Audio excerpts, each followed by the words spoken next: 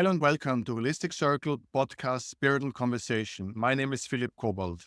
We are reaching out to people who are passionate about spreading light, love, and joy, and have found a way to integrate it into their daily life.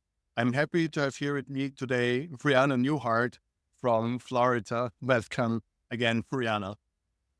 Thank you, Philip. It's a pleasure to be here today. Let's hope for the gods of internet one more time that we can make this happen, because I'm looking forward for this conversation. There's a lot of topics we have to go through. So second try, please one more time, start with a small introduction, who you are and what you do, and we'll take it from there. Absolutely. So, as Philip mentioned, my name is Rhiannon Neuharth. I am a certified functional nutrition counselor. And what that means is I support my clients with a holistic approach through food. And I got on this journey through my children, their health, their wellness.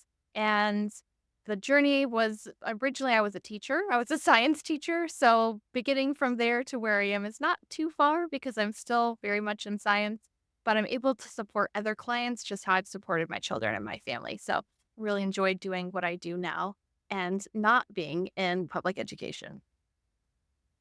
You've mentioned before that there were some health issue with your children that led to homeschooling and led also to your path as healer and so forth. There's a personal story. I've Mhm. told you that in Europe, homeschooling is a very rare thing. I know in America it's quite popular, but in your case, it's based on not only life choices, but also like real health issues that led you devote fully to family and education. Maybe you can say a couple of words to your original motivation to start this path. Yeah. So, starting back when I had my youngest child, they were born missing part of their immune system. And we didn't know that until she was about a year and a half, almost 2 years old. So, she was chronically ill the first to almost 2 years of her life. So, about every 4 to 6 weeks for 2 weeks at a time, she had chronic upper respiratory infections. She had a thing called MSPI, which is milk soy protein intolerance. So I had to change my diet while I was nursing her. She had chronic ear infections too. She had all sorts of different things with her health.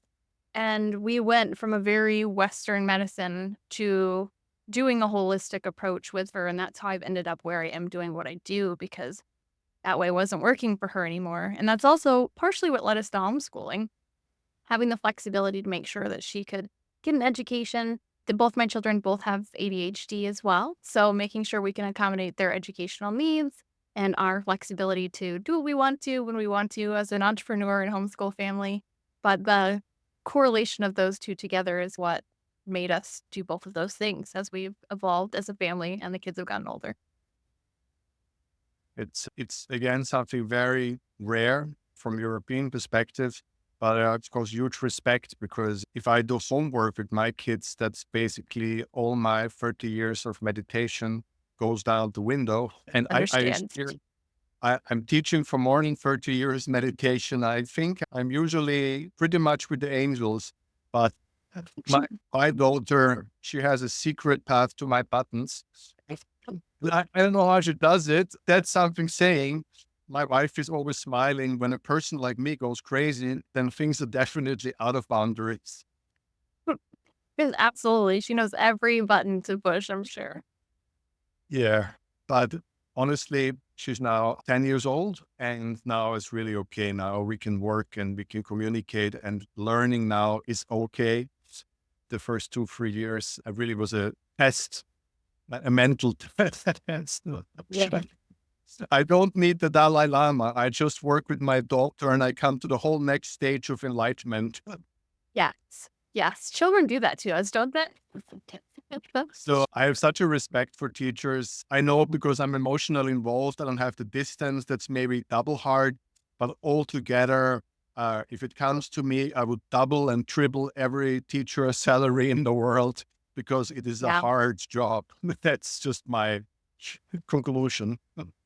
it is. You are so correct. And so many people, I know, especially during COVID times, we're like, oh, praise the teachers. And at least here in America, now they're like, what teachers? These teachers, rah, rah, rah, rah, and just constantly are like berating again. It's like always seeing I, through rose colored glasses when they want them. I understand, but at the other hand, that's not our subject today, but there's also a lot of stress because if kids don't deliver the marks, there are so many paths in life so early on are blocked for them. I keep telling my daughter, it's crazy. Now the first 8 years of your school life will determine if you end up having a nice job with nice working hours and a nice pay, or if you're gonna, because you're gonna enjoy and play and be like a kid, you might end Yeah. up with the rest of your life, which is maybe like 40 years of a not such a nice work environment if it can. Yeah. So I think this is whole upside down the whole system. But nevertheless, that is not our subject today. I'm sorry. No, you're fine. We could do a whole nother day on that one just by itself. It's a spiritual podcast, but I hear you. part of spirituality is letting go. So There letting it my is. anger go. Yes. Yes. But from what I'm first thing I would like to say is you have such a classic approach to spirituality. Something you came your path, something happened in your life that Mm. made you rethink, reprogram, you came to a point and you looked out there. So I think maybe if you can say a couple of words about this moment when you had to stop and look it back in your life and said, no, there must be something else. Would you like to say something on that subject? Yeah, absolutely. So at an early age, I actually knew that I wanted to be what they call a cytogeneticist. So I was like 12 years old. So not too much older than your daughter. And I pursued that, went to college and I started, and that's just really, I decided that I didn't want to sit behind a microscope all day long. Like I actually wanted to do something different. While I still had a huge love and passion for that, little did I know I would evolve into what I do now. But I ended up getting my undergraduate degree in Native American Studies. And then I went on to become a teacher. And I ended up teaching science, ironically, because they wouldn't let me teach what I wanted to teach, which was Indigenous culture. But after teaching for a couple years is when I really was like, this just isn't it. I can't do this. I'm not made for this. I'm not made for the structure, the politics, the bureaucracy, all those things. And when my children's health kind of took the forefront and we had tried all these other things, that's when I was like, we've got to go down this holistic path, right? We've got to start here. And we started with essential oils and started doing things differently. But for me as a career, that was a whole separate thing. I literally was doing coaching with a video coach for something completely different, and he had me do this exercise, and I had a video go viral on mthfr, which is what I focus on with my clients. And he was like, "I think you should pursue that." And I was like, I, I'm just a mom. Like, I'm just a mom. I have these experiences, but you're passionate about this. You have knowledge about this. You should do something with it. And that's when I went back and got my certificate for functional nutrition and ended up doing what I do now. So reevaluating like where you're at, this is my undergrad and my grad stuff here, it doesn't have to determine where you go or what you do next. And so having that time and space to really evaluate it and have somebody that believed in me enough to be like, you should do that really helped me to make that pivot.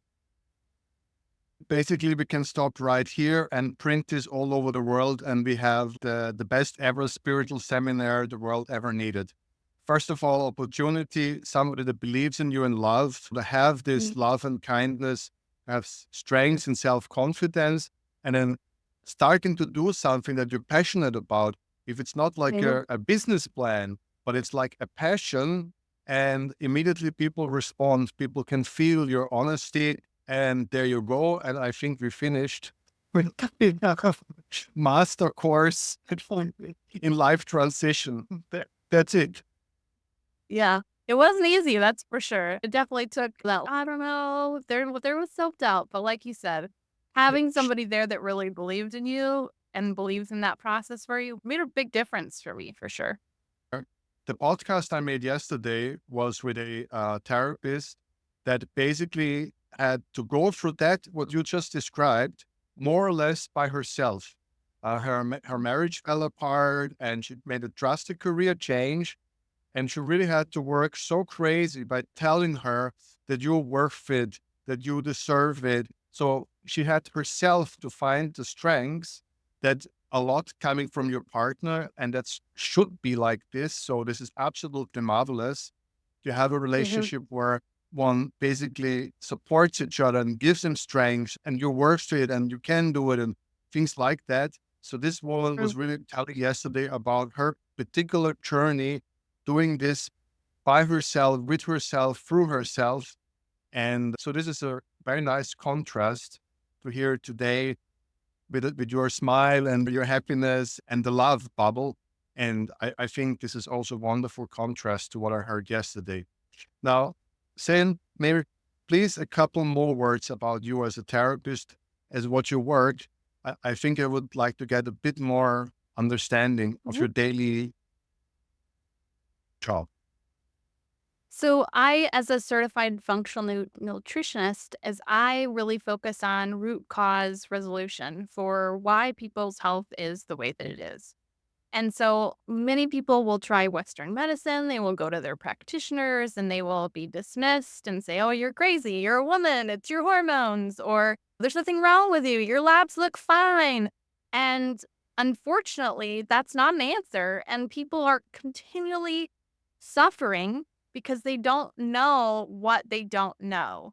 And so I focus in a three-pronged approach with nutrition, lifestyle, and then I do have different experts I partner with for like meditation, breath work, sound therapy, massage, like all these different modalities to help regulate the nervous system because the nervous system piece is the most often piece that's overlooked and neglected, right? We'll search out all the things we need to do, what supplements, what foods, what exercises, all these things, but we forget our internal wiring has a huge factor in our overall health too. So I do all three of those and work with those in a 12-week program with my clients. And we work on an individualized basis based on their genetic blueprint. So all my clients get their genes run. We run around 165 genes, and we can look and determine which genes can be turned on and activated, which ones we want to turn off or to support through those three modalities. Wow. This sounds like a very comprehensive package. It really is holistic. The word definitely applies from what I can hear. And so the clients they come with they also come with psychological or life struggles, or they really come with physical struggles, whatever they are. So what is the main group of clients? They So mostly I work with women. I have worked with men as well, but I mostly work with women and they generally struggle with chronic fatigue, anxiety, autoimmune conditions, unexplained issues that they just don't know. But most of it can also tie into trauma. And so I am also a certified trauma informed coach because I want my clients to feel that they have the space to be able to drop things that they need to in that space and just allow those things to be and to almost normalize it in a sense and take that shame away so that way they can work through those things. And then I partner with other practitioners that they can go see for different modalities. So energy healing or Reiki or sound therapy or all sorts of different things because different strokes for different folks, as they say. But I want to be able to provide different ways for them to realize that that nervous system piece is what's going to make everything else that we work on stick and stay and help to support that as they work through those traumatic experiences so that way it's not stuck in their body and that the body can heal and not just their physical body, right, but their energetic body as well and spiritual bodies. just listening for you. I have 30 women in mind who will contact you tomorrow. It's us. To connect with anybody because really, like I said, what I do is different. I can generally feel a lot of things as an intuitive person, like when they come in, what's going on, and people feel safe enough to leave those things there and to I, share I, them re- where they haven't I before. heard your story many times. This is the first time I hear it in a way that you really work with other people, that you make the jump into this other reality. Is it meditation, Reiki, whatever you just said? Mhm. And I do a lot of work myself. And this is always for me the interesting part that a lot of people are car- compartmentalized. Is that the word? Yep. They're basically in their little bubble And even in the holistic, they call it holistic, yeah, Yeah. but still because are they scared losing the patient?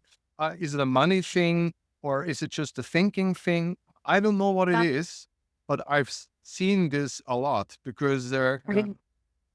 I'm not going into my work, but it's exactly this challenge that you can't do it all, and people need different experiences, especially when the nervous system is involved. Exactly what you said. You need to come from several different angles and a little push here, little push there. That's what you're saying, right? And you Yep. always need to poke a little bit, but gently and smartly. You poke from here, you poke. Massage can be a poke, as you said. Reiki dancing can be a poke. Whatever. Mhm. Going for the forest, everything is a little poach, and talking is for. And slowly by slowly, you release that inner tension. You call it trauma.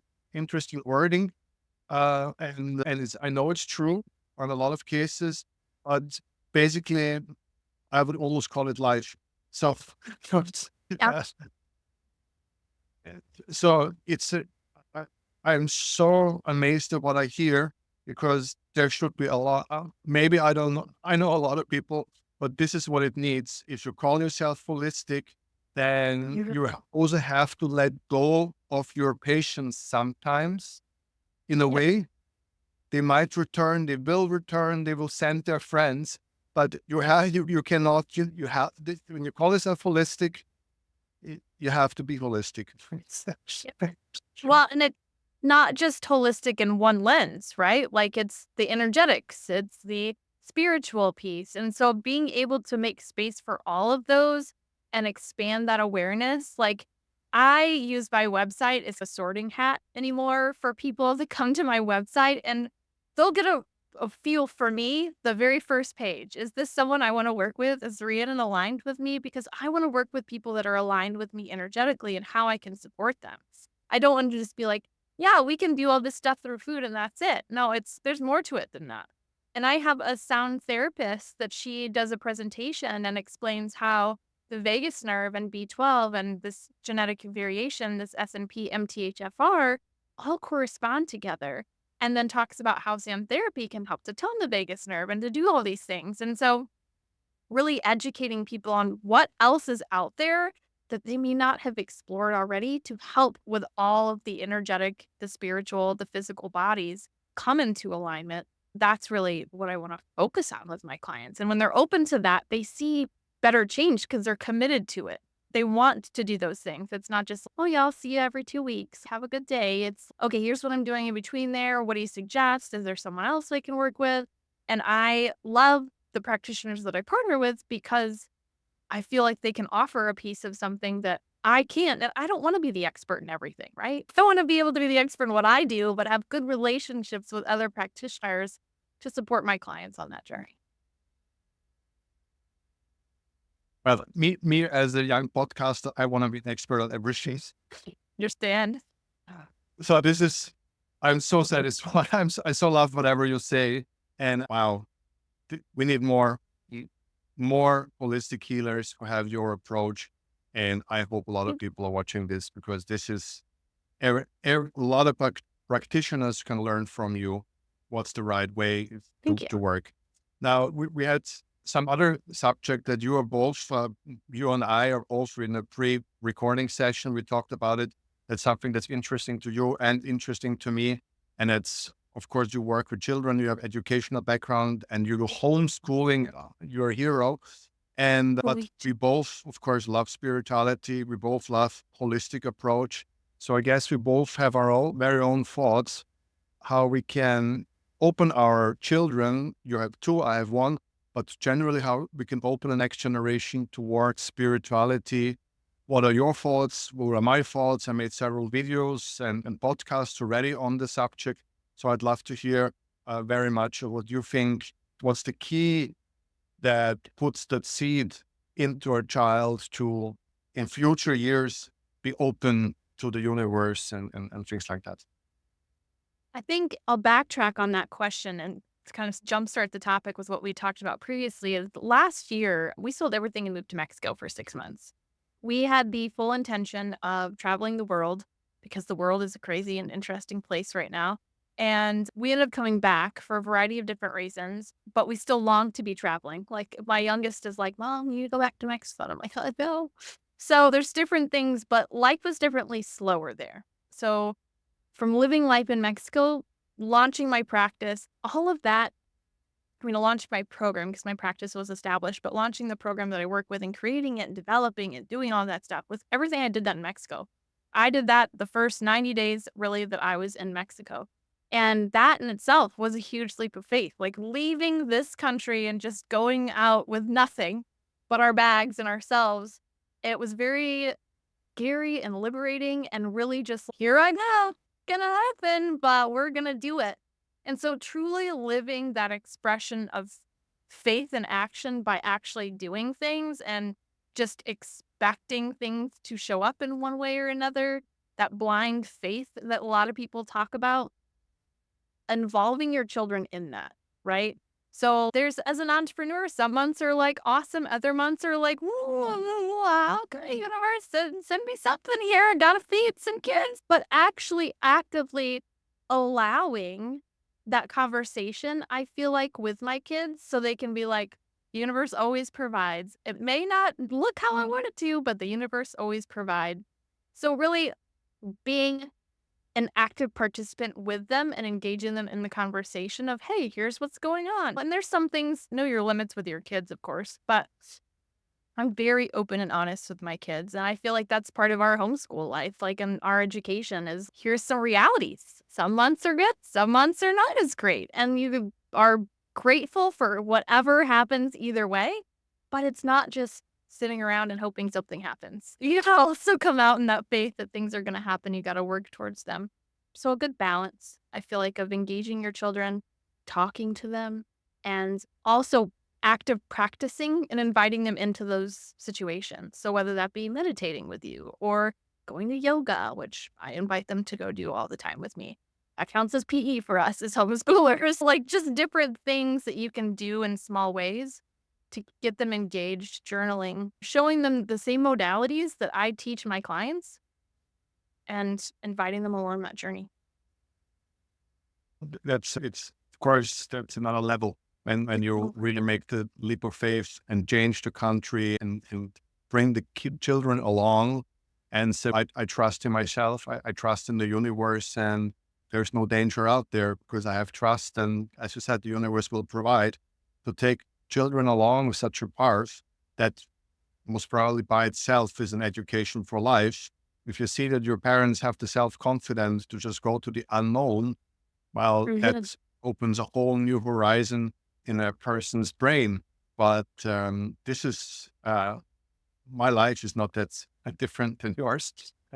But, but, but there are like a lot of people watching right now who say, "Well, I can't just sell everything and go." And the things, and so we have to open the conversation and a little bit try to find some of the key elements that you said. And I think one of the things that you said for sure is you really engage with your kid, you make time for your kids, and you give them time. And we said also something that everyone can do, leaving the country or not, is a certain honesty in the conversation and trusting that the children can handle it, that they didn't see what's going on, and the exchange, the intellectual exchange. I think that's definitely something that is a very important element to give children self-confidence. What would you say on that subject? Yeah, children learn by watching and then doing, right? And so if we can show them the way the best that we can and do it scared, it was crazy trying to get all of our stuff to leave the country. Like we had to get passports renewed in a short period of time. And now we had to drive to Miami and hope that we could get them done and hope that we could schedule an appointment like a week before we're supposed to leave the country. Like, so inviting them into that a little bit of chaos and just seeing the things come out. Like when I had scheduled the appointment, I called and the appointment date when they said that they had availability was 222. And I just laughed and I was like, all right, universe, you got joke. Just the little things of being aware of that process and inviting the kids into that. No matter how scared you are, you can tell them, I'm scared too. How are you feeling? And really having that emotional conversation with kids, I feel is an important thing nowadays, whereas most didn't get that type of stuff before in our like future or previous generations. The reason I ask is because a lot of parents think that they should shield their kids from a lot. Uh, it's Yeah. almost leave your work, leave your troubles at work, and come home and magically be some funny, super whatever dad or mom, and just this is an interesting question, I think, from a holistic point of view. You and me, we're both holistic. Mhm. My brand is called HolisticCircle. So this is the question. What do you think? Should you leave your troubles at the job and come home and smile or I think I don't even know the answer, but I want to hear it from you, or how to manage it, which amount of stress, of problems one should bring home and share with the children so that they maybe because they can feel underlying emotion. And Yeah. I worry a lot. You said about trauma. I worry a lot about people who keep everything inside. It makes the people around them feel very insecure, especially children, if they don't know why is dad grumpy. Did I do Yep. something wrong? Did I say something wrong? Why is he so tense? And most True. probably his thoughts are with bills or job or promotion or who knows where his thoughts are. And he don't Mhm. even realize he's so locked in, he don't even realize that the small daughter or son around is tiptoeing because he can feel some tension and of course thinks that he or she did something wrong. Would you like to engage with that? Yeah. Absolutely. So it's funny that you mentioned that actually, because my youngest and I have become very close over the last, I would say, 8 months. So she has now gotten to the point where if I even look a little bit off, she'll be like, "What's going on?" She can tell my energy is off, like anything. She can very much read my energy. And I know that if I don't address what's actually bothering me, then she will think it's her. And that's part of the ADHD, RSD, fun little wheel that they've got over there. But inviting her into some of the things, I'm like, got some things going on, or I'm just stressed out, or she'll ask me, what is it? And she wants to genuinely know because she cares. And also, I feel like it gives her a sense of peace knowing it's not her, right? And as you mentioned, having a filter is important to be able to determine what things are adult level things. But my kids know, here's my goals for the month. Oh, I had this happen today. Or and we've got this scholarship program here in Florida that's a giant pain. It's a great tool for kids that have neurodivergent issues, but it's also poorly managed. So it's a constant state of frustration. And so if I'm like angry or frustrated about it because something's happening, she'll be like, "What's going on?" And then I'll explain it to her. She's okay. So having those hard conversations with our emotions, I think have to start by having hard conversations with yourself and really being in tune with yourself and understanding how much your energy affects other people. And if you are harboring all of that negativity as a shield, it's just poisoning yourself and everyone else around you. And so having outlets, not just like I'm saying kids, but read this marriage book last year when I was dating this guy. And it makes so much sense, not just in relationships with your partner or kids, but just in general. You can't have one person be the person you go to for everything. That is energetically draining for them if it's like you're constantly needing things. And you need other outlets to be able to get different input from other people. So you need to have friends that do business with you that understand how to do business, right? If your partner isn't an entrepreneur, they're not gonna understand. They'll be like, "Oh, why are you doing that? That doesn't make any sense." You need the right person to talk to in those situations.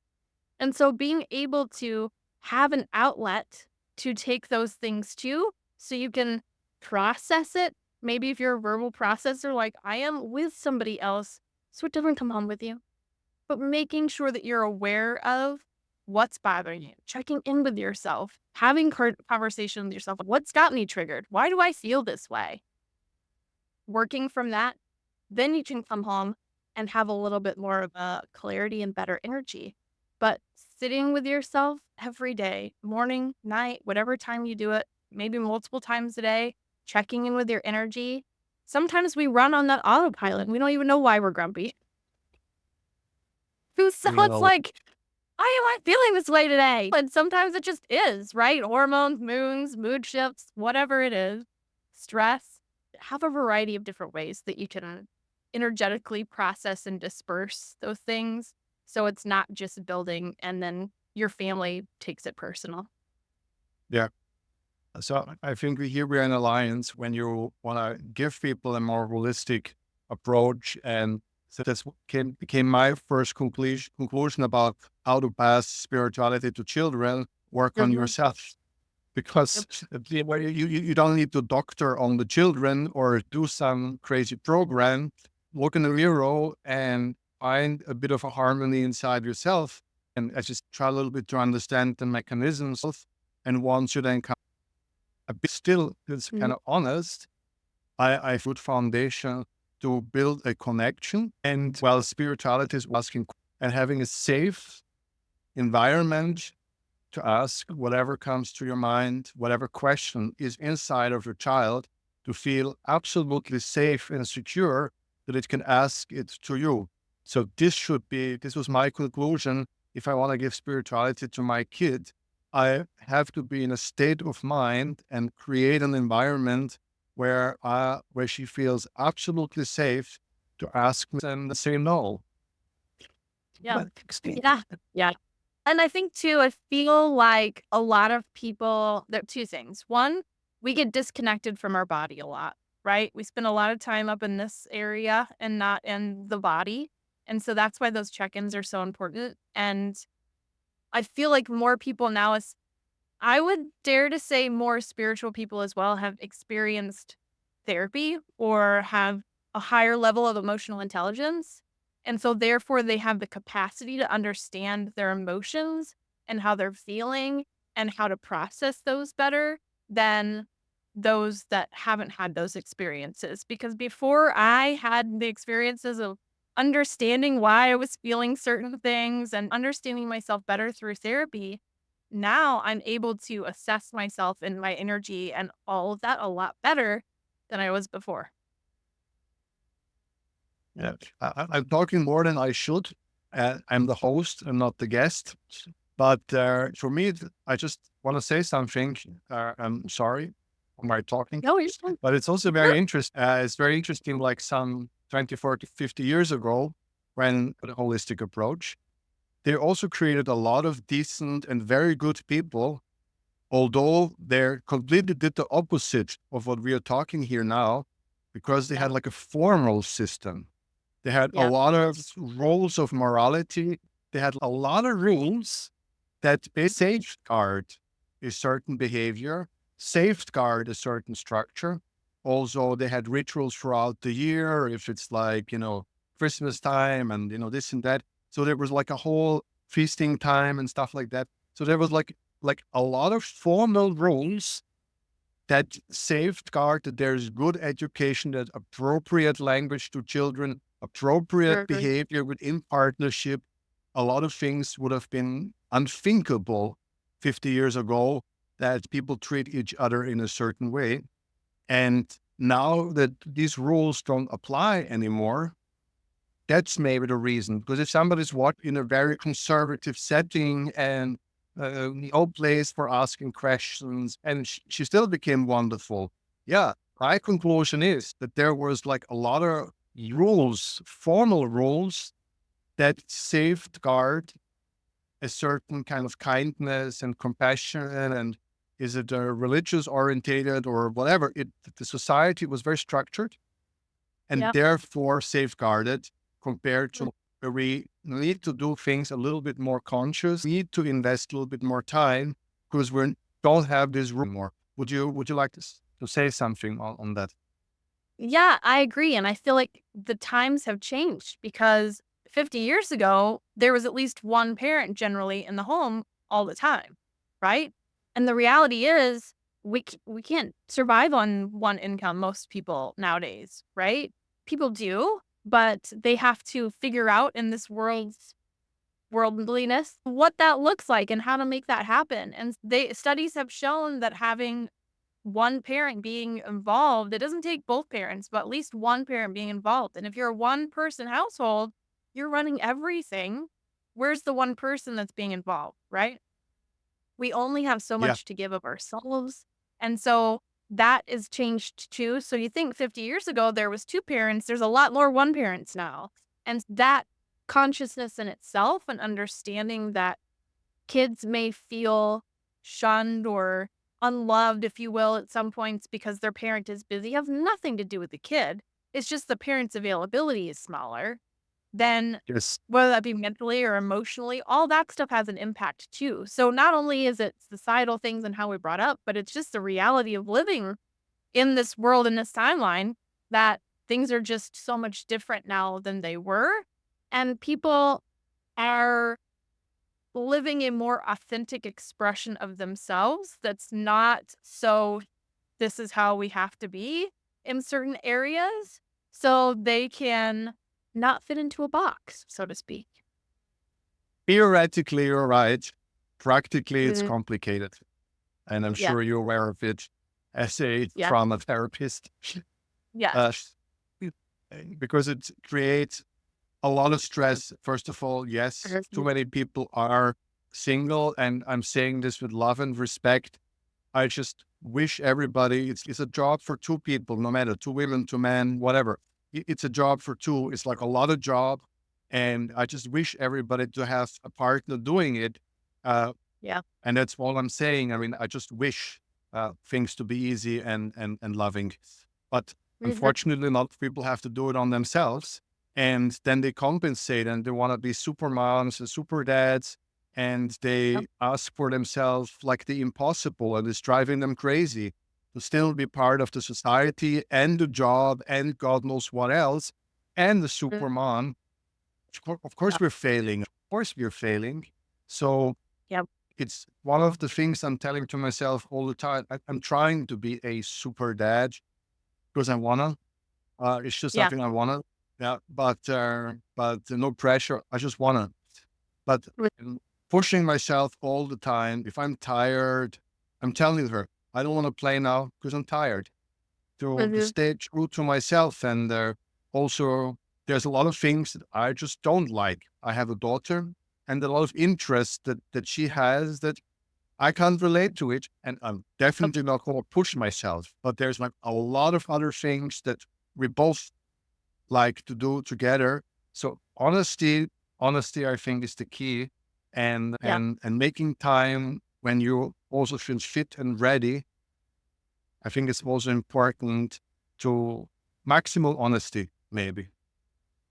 And setting boundaries with your kids, setting boundaries with yourself, all of those things are important so they can see those behaviors being modeled. Your kid may be disappointed in the moment, but when you're alive, awake, alert, and enthusiastic, and you're out there going, we used to go to Disney all the time. We had passes. If I'm taking the kids to Disney and I'm wound up and ready to go, I'm gonna be a lot more fun than if I'm tired and worn down and crabby, and we're not gonna stay as long, right? Showing those things as they age, as an example, and letting them know they too can say, no, I'm tired right now. I'll do that later. That's a two-way street type of thing. So I think we should come back now to you and your work. I think we now covered a lot of ground, and we kind of laid, I think, I hope we laid some kind of like a carpet where you will now work with people where these things are really out of balance. We talked now a lot about things more or less every day, gave some ideas and some suggestions. But now I think it's time to look when things are really out of balance. Mhm. What measures count double? What safeguards count double? What is what have you found? Where have to be the structure, the lines, the limits to when things are definitely out? Just give us an insight into how you approach this, and especially with children, the things that you Yeah. have learned, basically. So, what I have really tried to focus in on my practice, especially with people with ADHD, is that we have a certain amount, not everybody in general, but especially those with ADHD, have a certain amount of energy capacity each day. And every day is going to look completely different. I have clients that come to me and they're like, yeah, I'm ready. Let's go. Let's do the things. And then 2 weeks later, they're like, oh, I didn't do the thing. And I'm like, all right, how can we do this differently? Do you need me in your inbox every day reminding you? Do you need a just pep talk. What does that look like to you? So really catering to each individual person's needs and letting them know that it's okay if they have low energy. It's okay if they have a bad brain day. It's okay for these things because we put so much pressure on ourselves that we've got all this other stuff and expectations from everyone else. And by the end of the day, we're just like imploding a lot of times. And so having a baseline of giving yourself grace, understanding every day's going to look different. Sometimes you're going to hit a goal, sometimes you won't. Consistency is our goal. But does that mean that we're going to jump off the diving board and be consistent right off the bat? No. So small little changes for each individual person and asking what their capacity is for each of those things and them telling me, is this something that you can do or you think you can manage? I don't know if I can manage all of this, but I can do this and this. Cool. Knowing their capacity. All of those things are very important foundation to build from when I work with a client because I want them to understand that it's okay. The next 90 days are not going to be perfect, right? Like you're not going to change overnight, but small changes over time are where we're going to see the biggest differences. Well, I have to ask, this program, is this a mental program, is it a stage program, a focus program, or do you also always include some like exercise where you feel the body, and is the physical feedback, does it help or is it not a part of that stage? That's a great question. So every session that I start, I always take a few grounding breaths and we get centered together because everybody's running around crazy. They're probably rushing to get on the appointment. And so we really just take that time to just sit with ourselves, get myself included. I need that just as much as my clients do. So getting that piece, getting centered with ourselves, and then going into like, where are we at? What's our goal? What do we want to look for the next few weeks? But as far as it goes with like food is the biggest thing, obviously, we're going to focus on because food can either be medicine or poison, depending on what you're eating. And having that consistency of telling me what they're eating, if they're not doing that, I'm going to have a really hard time supporting figuring out what's going on if they're not telling me each day like what they're eating. We have a little journal that they log that in. But yeah, that's a huge piece of getting everybody grounded, getting everybody centered. Do you feel like you're okay with this? Checking in with them because I'm there as their coach to cheer them on and give them a road to follow, but I can't do it for them. I lost you half the way because I just realized you're a nutritionist and we haven't talked about food today. So that's like your failure number one. But No, you're I just fine. wanted to talk about HDD and then you just jumped into nutritionist. Yeah. Are you seeing there a connection? Is this for you like a package, or you're talking of very two different kind of therapy programs that you run? Did I miss some information here? Well, so everything's included with what I do. So I do the energetic pieces, that's part of my program. I do the food pieces and then the lifestyle changes as well. So that's all a On part of it. We do different it in patients, on yep. different pages. Yep. So every patient has the same framework, but how we approach it is going to be different. Right? Yeah. So what their dietary changes, their stress levels. So everybody needs stress mitigation. That's a huge piece that, like I said, the practitioners that I partner with for the nervous system regulation. Yeah. But the food piece is the piece that I spend about 6 weeks on. So almost half the program on educating and really letting people know like how food can affect your mental health, how it affects your physical health. And you guys in Europe, you don't have as many problems with crappy food as we did here. We still got like McDonald's and that, but it's still better than what we have here. So I have Not been great, but told better. more. So I have been told many times. I mean, there will be some other podcasts where we talk about food and nutrition, Yeah. and because I actually have a lot to share on this subject. I'm not a Yeah. nutritionist, but I am very passionate about food, and I'm also, as a hobby, produce a lot of food. Also, as a hobby, I have a small vinegar brand and things like that. Just doing it for fun. But Yeah. I have a lot of. I just made I made a workshop the other day focusing exactly on these issues, that how food affects mental health. That was actually the subject of the workshop. So yeah, That's but awesome. that's not for today because we're coming to the end. The Yeah. internet so far is on our side. So for me, it was again, the pre-recording conversation was pure love, and now also I can just see how people want to work with you because you give so much energy, so much smiling, so much positive, and you are point on and open and straight and just everything, basically the whole universe coming here together. Thank you. I'm not making this up. I have such a strong, good feeling about you and your path. I feel it's Thank you. very honest. And this is something that makes any holistic therapy real. If the person who's giving it is doing it honest, that's the Mm, key. That's the first step that you have to have as a therapist to be really real.